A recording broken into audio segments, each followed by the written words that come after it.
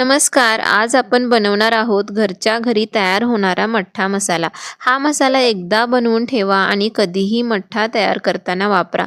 चव इतकी मस्त येईल की सगळे पुन्हा पुन्हा मागतील. उन्हाळ्यात काहीतरी थंडगार आणि ताजेतवाने काहीतरी प्यायचं असतं. मग आज मी घेऊन आली आहे घरच्या घरी बनवलेला मठ्ठा मसाला, जो तुमच्या साध्या मठ्ठ्याला देईल एकदम मस्त चव. आणि फक्त 5 मिनिटात तयार होणारा आणि महिनाभर टिकणारा हा मसाला एकदा बनवलं की बाजारासारखा मसाला विसरून जाल. चला तर मग पाहूया सोपी आणि टेस्टी रेसिपी. स्नेहाज रेसिपीज या माझ्या यूट्यूब चॅनलमध्ये तुमचे सर्वांचे स्वागत आहे. आता इथे आपण 4 ते 5 चमचे जिरे घेतलेले आहे, 3 चमचे धने घेतलेले आहे आणि 1 चमचा ओवा घेतलेला आहे. हिंग पावडर इथे मी अर्धा चमचा घेतलेला आहे. मीठ चवीनुसार घेतलेलं आहे. काळं मीठ घेतलेलं आहे. मसाल्यामध्ये इथे मी मिरे 10 ते 12 घेतलेले आहेत. लवंग एक 4 घेतलेले आहे आणि छोटा दालचिनीचा एक तुकडा घेतलेला आहे. आता इथे एका पॅनमध्ये अगदी कमी वेळासाठी म्हणजे थोडंसं गरम करायचं आहे. जास्त मसाला आपल्याला गरम करायचा नाही, नाहीतर मठ्ठाची कडवट टेस्ट होण्याची शक्यता असते. अगदी थोडा मसाला आपण इथे भाजायचा आहे. त्याच्यासाठी जिरे, धने, ओवा आणि आपण जो खडा मसाला घेतलेला आहे तो मसाला इथे अगदी साधारण 1 मिनटासाठी फक्त परतून घ्यायचा आहे.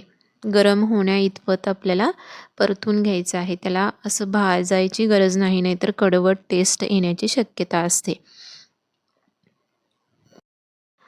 आता आपलं हे एकदम व्यवस्थित भाजून झालेलं आहे आणि थंड झाल्यानंतर याला आपल्याला मिक्सरमधून वाटून घ्यायचं आहे. आता हा मसाला आणि आपलं रेग्युलरचं जे बारीक मीठ आहे ते आणि काळं मीठ आणि हिंग पावडर हे तिन्ही आपल्याला ह्याच्यामध्ये मसाल्यामध्ये घालायचं आहे आणि मिक्सरमधून अगदी बारीक अशा पद्धतीने आपल्याला वाटून घ्यायचं आहे.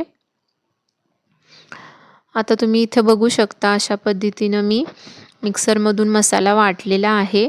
आता याच्यामध्ये मी कढीपत्ताचे पावडर बनवलेलं होतं ते पावडर याच्यामध्ये घालणार आहे. कढीपत्ताचं पावडर आपल्याला कढीपत्ता घ्यायचा आहे आणि तो अशाच पद्धतीने म्हणजे वाळला फक्त कोरडा अशा पद्धतीने आपल्याला कढईमध्ये कुरकुरीत होईपर्यंत भाजायचा आहे आणि त्याचे मिक्सरमधून बारीक असं पेस्ट बनवून घ्यायचं आहे. याच्यामुळे काय होतं की पदार्थाला एक वेगळा टेस्ट येतो आणि ज्यावेळी कढीपत्ता मिळत नाही त्यावेळी हे पावडर आपल्याला उपयोगाला येतं.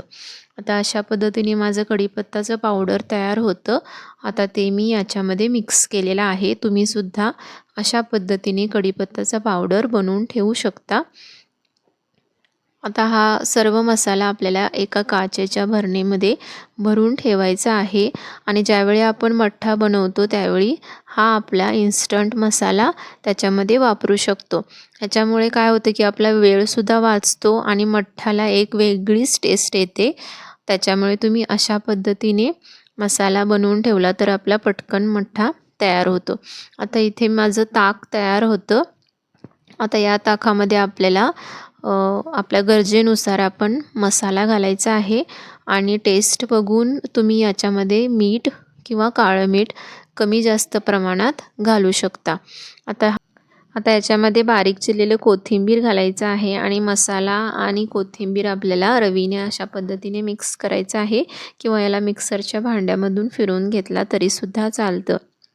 जर तुमच्याकडे वेळ नसेल तर पटकन जर तुम्ही मठ्ठा पिणार असाल तर याच्यामध्ये तुम्ही थंड होण्यासाठी बर्फाचे खडेसुद्धा ॲड करू शकता आणि वेळ असेल तर तुम्ही हे असंच मठ्ठा बनवून फ्रीजमध्ये ठेवू शकता. आणि हा मसाला अगदी महिनाभर आरामात टिकतो आणि मसाला बनवून ठेवला तर मठ्ठा अशा पद्धतीने आपला पटकन तयार होतो.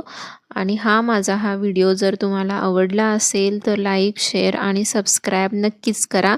आणि ही रेसिपी तुम्हाला कशी वाटली किंवा अजून कोणकोणते रेसिपीज तुम्हाला बघायला आवडतील हे कमेंट बॉक्समध्ये मला नक्की कमेंट करून सांगा. थँक्यू.